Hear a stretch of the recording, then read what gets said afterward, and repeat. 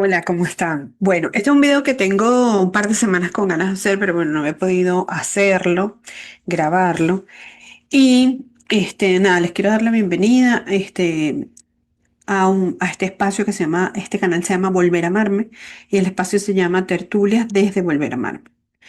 Este canal es un canal que la idea es reunir personas profesionales del área de la salud mental y de la psicoterapia para bajar información, digamos, lo más terrenal posible, accesible para las personas que necesiten escuchar, para brindar herramientas, ¿ok? Las tertulias desde Volver a Amarme sale una vez por semana, o una vez cada 15 días, ahí vamos viendo según lo que podamos hacer, y normalmente hablamos de temas de psicoterapia Gestalt llevados a, digamos, a lo planito para que se entienda. Yo soy la dueña del canal, mi nombre es Raiza Ramírez, yo soy venezolana, vivo en Argentina y yo estoy formada en psicoterapia Gestalt, tanto en Venezuela como acá en Argentina. Soy coach ontológico, estoy formada también en constelaciones familiares y en los últimos años me he formado en terapia de trauma y también en tanatología y en acompañamiento en duelo y muerte. Esto es un poco la introducción. Em, la idea de este video particularmente es hablar del grupo que se creó hace 3 semanas. Mañana tenemos la cuarta sesión, que es un grupo de acompañamiento en duelo y trauma. La razón por la que se creó este grupo es porque hace casi un mes, el pasado 24 de junio de 2026, hubo un doble terremoto en Venezuela que generó muchísimos daños, no solo materiales, sino también una cantidad de pérdidas humanas y de desapariciones y mucho dolor en toda la población, tanto los que viven en Venezuela como los que se encuentran fuera de Venezuela. Y eso ha generado un duelo colectivo y también un trauma colectivo que está ahí ahora, que está en pleno proceso en este momento. Ahorita estamos en el mes de julio de 2026, no ha pasado ni un mes del doble terremoto y todavía se contabilizan víctimas, todavía están buscando personas que están desaparecidas o que han desaparecido entre los escombros. Y realmente es una situación súper dolorosa. Entonces, una vez que pasó esto, que fue muy choqueante para todos, digamos, eh, y fue una noticia mundial, pero digamos, todos los venezolanos, tanto los que viven en Venezuela como los que estábamos fuera, hemos sido tocados por esta noticia. Y dado ese contexto y ese parámetro, a mí se me ocurrió crear un espacio gratuito y grupal para trabajar duelo y trauma. Yo sabía cuando lo lancé, que lo lancé para el 30 de junio, que era muy pronto, o esa era la idea que yo tenía, porque todavía había un estado de shock y de adrenalina y de resolución y de resolver y de buscar, que no permitía que las personas de alguna manera se entraran en el tema duelo. Sin embargo, dije, bueno, lo voy a lanzar igual y creé, digamos, el grupo, lo lancé a través de las redes sociales y cada semana nos estamos reuniendo todos los martes a las 5 de la tarde hora Venezuela. Es gratuito, es online, la gente se puede unir, el que quiera solamente tiene que contactarme por mis redes sociales, mandarme un DM y yo le mando el link. Y la idea de ese grupo es acompañarnos, escucharnos, escuchar las historias de todos y darnos la mano para atravesar este duelo y este dolor juntos. Em, Entendiendo que no hay duelo pequeño, no hay duelo grande, no hay trauma pequeño, no hay trauma grande y que cada quien lo vive como puede. Entonces esa es la idea del grupo. Entonces, este canal se llama así, Volver a Amarme. Este espacio son las tertulias desde Volver a Amarme. Y yo quería hacer este video un poco para traer algunos conceptos de los que hemos conversado en el grupo. El grupo, como dije, es en línea, es gratuito y también es privado. Todo lo que se habla en el grupo queda en el grupo. Yo lo que hice fue tomar algunas notas, algunos conceptos que hemos trabajado y que hemos visto y que los quisiera dejar aquí porque de pronto hay alguien que no esté en el grupo o que no haya participado, pero que le llega esta información y la puede tomar. ¿Ok? Eso va a estar ahí tanto en el canal de YouTube como en Instagram y en TikTok. ¿Ok? Em, lo primero de lo que hablamos, por supuesto, es del duelo, ¿ok? Que el duelo es sinónimo de dolor. El duelo lo que significa es un dolor y es atravesar un dolor transformador. Yo voy a buscar un concepto de Elizabeth Kubler-Ross, que es una psiquiatra, fue una psiquiatra suizo-estadounidense que fue de alguna manera la precursora de todo el tema de acompañamiento en duelo, de manejo de duelo. Y bueno, tuvo una vida súper interesante y hay mucho de lo que se conoce de duelo ahora gracias a ella, ¿no? Y ella decía que el duelo es un proceso de adaptación emocional complejo, dinámico y profundamente personal que atraviesa un individuo ante una pérdida significativa. Ese es el concepto. Aquí hay varios puntos importantes. Primero, que es esto de adaptación emocional. Un poco lo que yo explicaba en el grupo o lo que contaba es que, por ejemplo, en el coaching ontológico se habla del concepto de quiebre. Y una de las cosas que vemos en esta situación particular, pero que la podemos llevar a cualquier situación de nuestra vida, es que nosotros veníamos en una realidad A determinada, buena, mala o regular, y este terremoto, este doble terremoto hace como un quiebre, una división, y nos muestra otra realidad, que es la realidad B, que para algunos puede ser muy terrible, para otros puede ser sorprendente, pero no se parece para nada a la realidad. Entonces, este proceso de cómo hacer para soltar este escenario A del que veníamos, cruzar de alguna manera este quiebre para poder reinventar, hacer, reacomodarnos a una realidad B, es el duelo, es ese proceso. Y es dinámico, es muy personal, es dinámico porque además es muy cambiante. Si bien hay fases del duelo, la verdad es que es muy cambiante. Y no es igual, no se puede parametrizar para todas las personas porque es voluble. Entonces de repente una persona está en una fase, después regresa a otra y después sigue caminando. Y al final de ese proceso se supone que es la sensación de paz, de aceptación, o visto desde esta metáfora del quiebre, desde esta realidad B, como acomodarme a esta realidad B y soltar la realidad A y acomodarme a la realidad B. Entonces en el grupo estamos trabajando el duelo como esto, como un proceso activo. Un proceso que está ahí en carne viva, crudo y que lo estamos acompañando de la mejor manera que podemos. Y la idea es que cada uno también se acompañe a sí mismo de la mejor manera que pueda, porque aquí es donde la autocompasión y el autocuidado es súper importante. ¿Ok?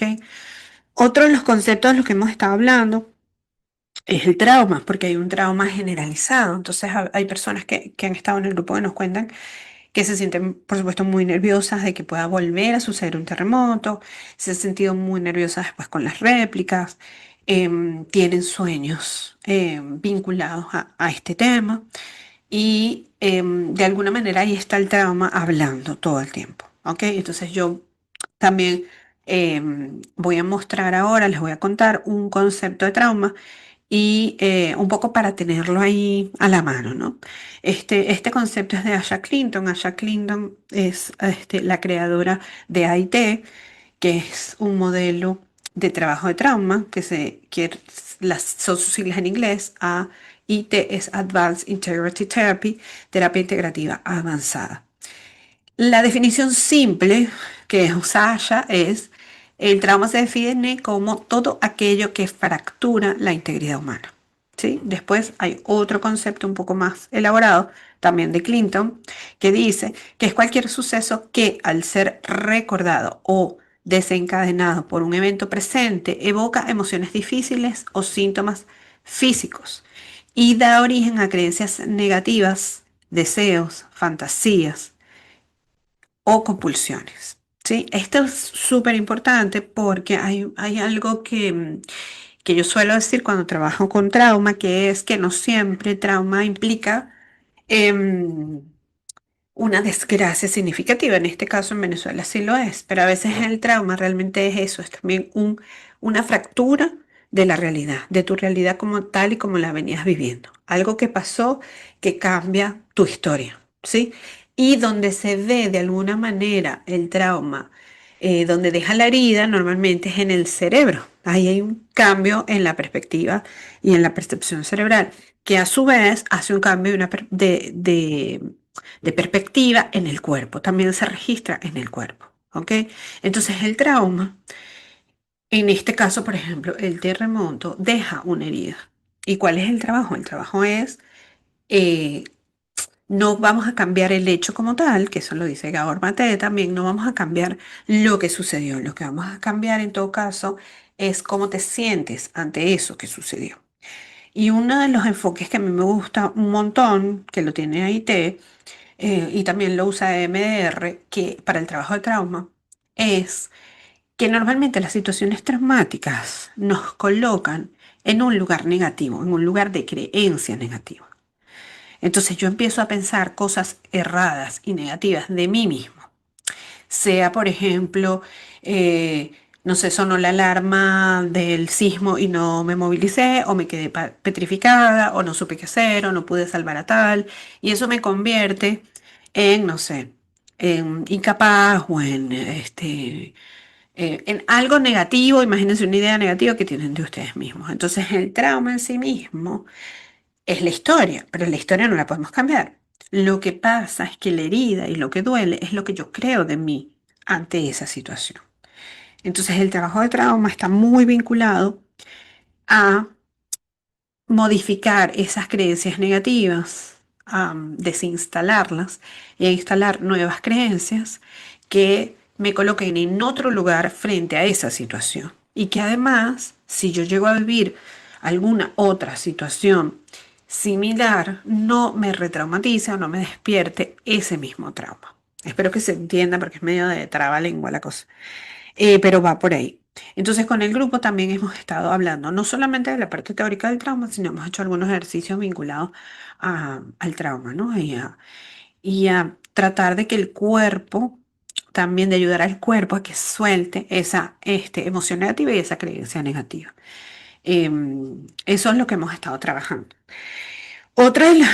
Hay algo que ha surgido también allí como súper importante, que son las emociones que han surgido a partir de, del terremoto. Y yo me he encontrado en el grupo con dos emociones básicas que han estado por allí. Una es el miedo y otra es la culpa. Entonces, bueno, voy a hablar un poquito de ambas. En el caso que además, es decir, a ver, primero que hay que validar la emoción, sea cual sea. No es que tienes miedo y tienes que dejar de tener miedo. No es que tienes culpa y tienes que dejar de tener culpa. Eso sería súper fácil y si todos lo pudiéramos hacer sería mucho más sencillo. Pero no funciona así. Entonces, el tema es que esa emoción, sea cual sea la emoción, hay que validarla. Si yo siento miedo, yo necesito validar que yo siento miedo, tengo miedo, estoy atemorizado. Lo que pasa es que en el caso del miedo particularmente, y el abordaje que yo voy a usar y del que les voy a hablar es el que usa Norberto Levi en el libro La sabiduría de las emociones, y además que usó Norberto Levi en su práctica que se llama autoasistencia psicológica. Él en La sabiduría de las emociones, en ese libro que es hermoso, él describe cada emoción una por una, sobre todo estas emociones que, como decía él, tienen mala publicidad. Entonces el miedo es una de esas de las que tienen mala publicidad. Entonces, en el caso del miedo, lo que pasa es que la sensación que yo tengo es que no tengo recursos suficientes para afrontar esa situación que está pasando o que puede pasar. Es como pensar, yo no tengo recursos suficientes por si hay otro terremoto o si tiembla de nuevo. Es como si yo dijera, bueno, me voy a meter al mar, yo no sé nadar, me da miedo porque no tengo recursos para enfrentar ese mar y lo que traiga el mar. Eso es un aspecto importante. Entonces, cuando tenemos miedo, a veces es necesario preguntarnos qué recurso creo yo que no tengo o que me está faltando para confrontar eso que me da miedo. Eso por una parte. Y por otra parte, en el miedo siempre hay un un adelantamiento, esta palabra es horrible, un adelantarnos, ¿ok? A la situación. Es un momento de angustia. Probablemente la situación que nos da miedo no está sucediendo en el momento. Por ejemplo, si yo tengo miedo de que va a volver a temblar, En el momento, tengo miedo que va a volver a temblar. Si yo me pregunto, ¿está temblando en este momento? Posiblemente la respuesta a esa pregunta sea no. Lo que pasa es que mi organismo, al tener este trauma y esta herida y este temor allí instalado, y al creer además que no tengo recursos para sobrellevar ese temor, está en sobrealerta. Entonces, eso es lo que ocasiona el miedo. Para el miedo, que igual después yo podría hacer otro video desglosando un poco más todo, cómo trabajar, lo que hacer con el miedo. En el caso del miedo, entonces es importante hacerse dos preguntas. La primera es si eso a lo que le tengo tanto miedo está sucediendo en este momento, ahí es sí o no.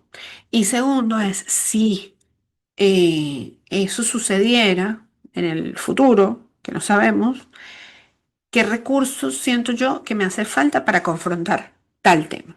Y a lo mejor necesito, no sé, preparar un bolso, tener cargado el teléfono, em, em, no sé, saber cómo hacerme un plan de salida de mi casa, algo que se me ocurra que me permita a mí tener cierta tranquilidad en ese momento, ¿no? Luego está la culpa. Que la culpa, yo tengo la sensación, esto es una opinión personal, que no ayuda en nada, casi nunca ayuda. También Norberto Levi en el libro de la sabiduría de las emociones habla de la culpa de una manera muy linda y explica que en la culpa, que es una emoción, digamos, activa, porque hay dos personajes que se generan allí, uno es el que acusa, que es como un abogado acusador, y el otro es el culpable. Entonces, internamente es como si tuviéramos dos vocecitas que hablan y nos dicen, ¿por qué no hiciste tal cosa? O ¿por qué hiciste esto y no hiciste aquello? Y esta otra parte que dice, uy, es verdad, no lo hice, o no me puse las pilas con esto, o me pasó esto.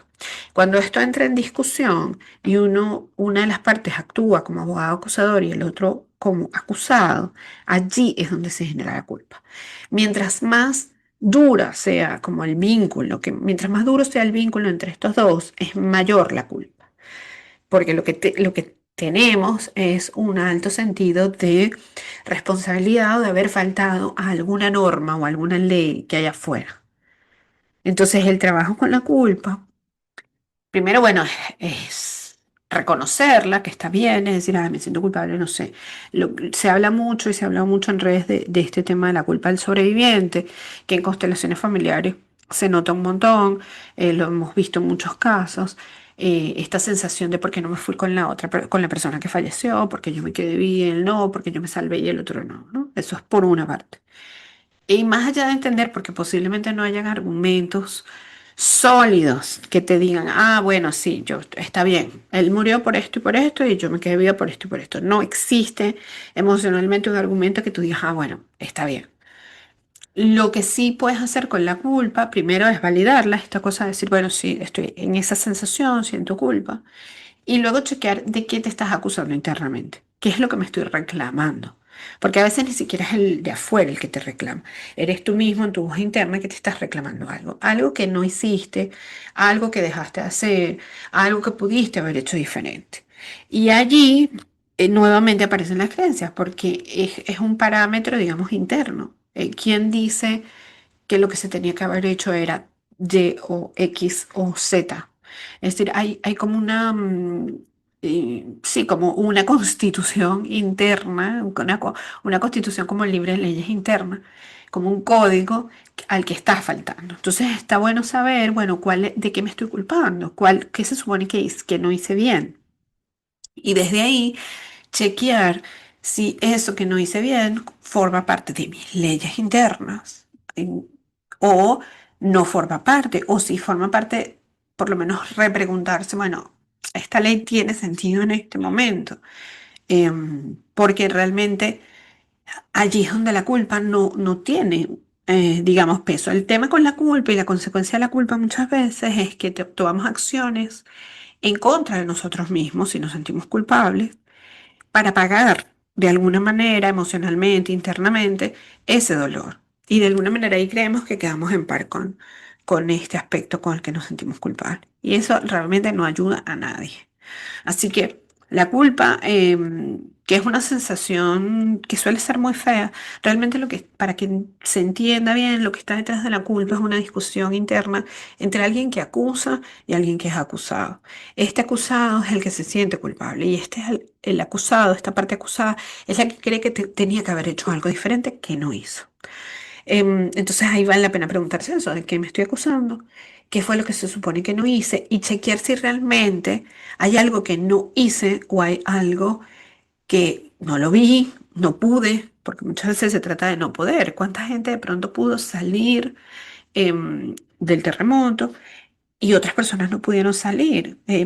Porque, porque el tiempo no dio, porque la estructura se cayó, porque pasó de esa forma. Y eso aplica, ojo, en este caso es lo que hemos trabajado en el grupo, pero aplica fuera para todas las circunstancias, en todos los dominios en los que trabajemos, ¿no? Em, Hay otra cosa que hemos visto de manera así superficial, o nos hemos acercado a lo que se llaman las tareas del duelo. Porque yo les decía, va a ser un mes del terremoto.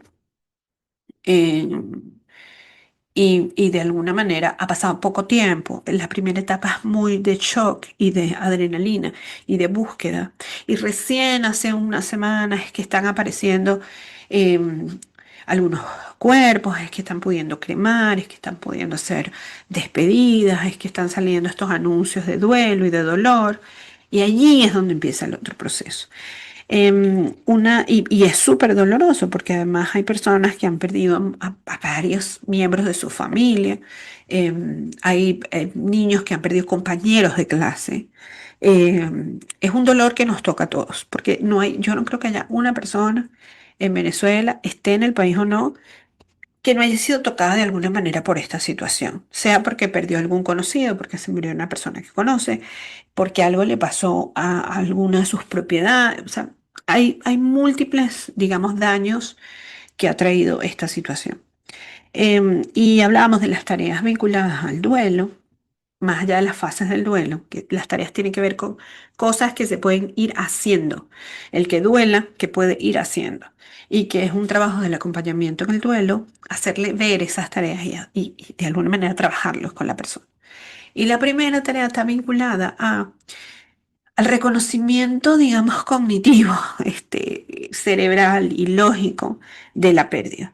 Es poder hacer, casi que te diría una lista de pérdida o poder reconocer, bueno, yo perdí esto en esta situación, que lo hicimos el otro día en el grupo y fue muy lindo porque habían pérdidas que iban desde lo personal, desde personas y desde material, hasta pérdidas que no son tangibles.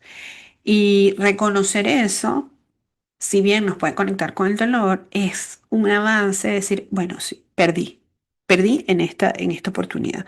La primera tarea del duelo es aceptar la realidad de la pérdida e implica aceptación intelectual, no necesariamente elaboración, no necesariamente implica una aceptación emocional, puedes estar muy enojado, puedes estar muy triste, pero por lo menos ya sabes y reconoces que hay una pérdida.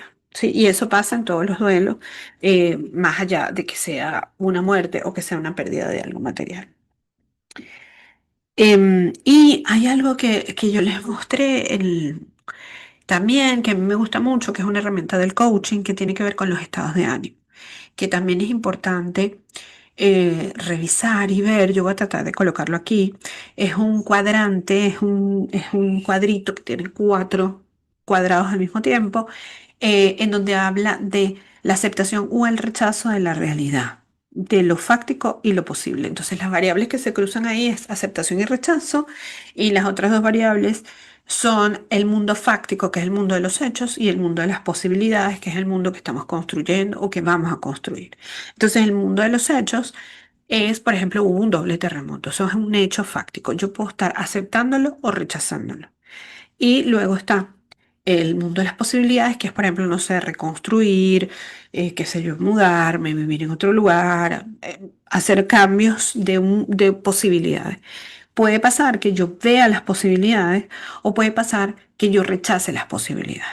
Entonces, depende de dónde estemos y de las variables que se cruzan, hay diferentes estados de ánimo. Entonces, por ejemplo, si yo acepto las posibilidades, yo estoy en ambición. Y ahí empiezo a ver posibilidades y empiezo a accionar en relación a esas posibilidades. Cuando yo acepto el mundo de los hechos, estoy en paz, ¿sí? Y en el grupo veíamos que la paz era un estado de ánimo que nadie podía tocar y que algunas personas sí podían colocarse en la ambición, en el sentido, y la ambición no es el concepto de quiero más o deseo más, sino es mirar y aceptar posibilidades. Es que quiero hacer, yo quiero construir, yo quiero ayudar, yo quiero colaborar, por ejemplo. Y los otros dos estados de ánimo son la resignación y el resentimiento. El resentimiento es cuando yo rechazo lo fáctico, que hay mucha gente que está allí y es entendible, es un estado de ánimo. Y luego está la resignación, que tiene que ver con rechazar posibilidades. Muchas de las personas que han asistido al grupo se encuentran en estos dos y es perfecto, es entendible. La idea es trabajar para mudarse a los otros dos cuadrantes. Eso lleva tiempo y eso lo hace cada quien a su ritmo, ¿sí?